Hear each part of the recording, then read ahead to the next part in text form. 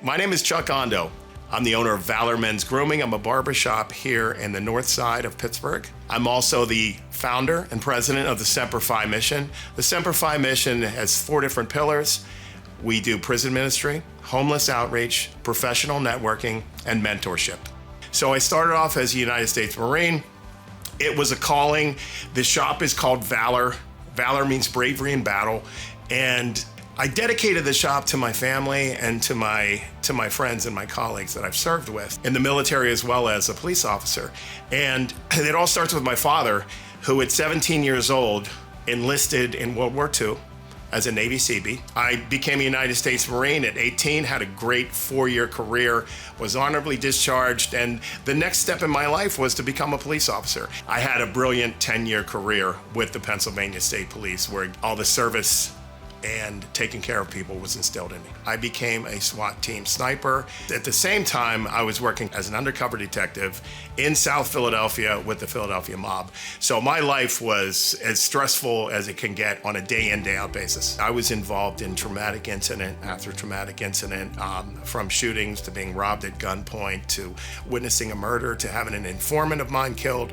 At the time, you just look at those things and you're like, hey, this is what I signed up for. This is what I was called to do. I'm a Marine, I'm a state trooper, I'm a SWAT guy. I stuffed in all the emotions of all the trauma that I was dealing with and got to the point where I wanted to escape from it all. And I fell into the lowest mental state of my life and turned to cocaine.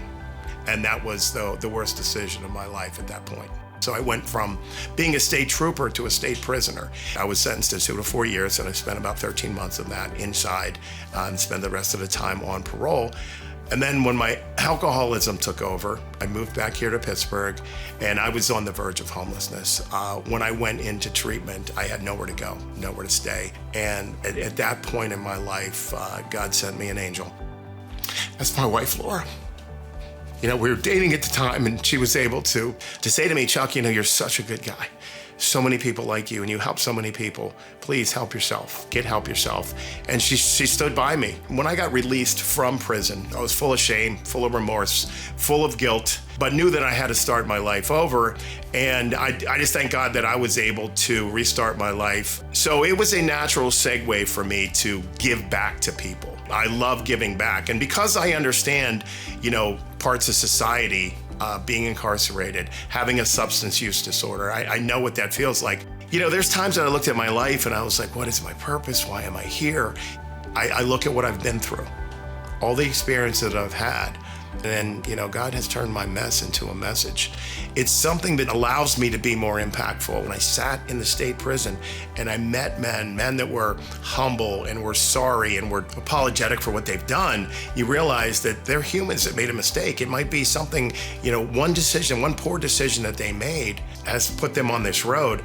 And then also with the homeless population, you know, again, what has happened to them? What has happened? What series of events have happened?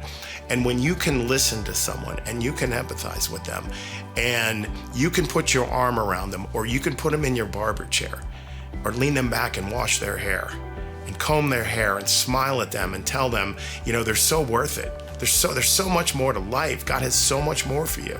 You don't have to continue to live this way. And yes, it's hard work to get to the root cause of all this, but I'm a living, walking example is that you can do both. I feel like I have a purpose to save the lost, to reach down. You know, the Marine Corps motto is no man left behind. And I'm carrying that to the street. I'm carrying that to the prison, to the jail, to extend that olive branch, to extend that arm, to extend that hug, to look someone in the eye and tell them that you love them and mean it. It means a lot.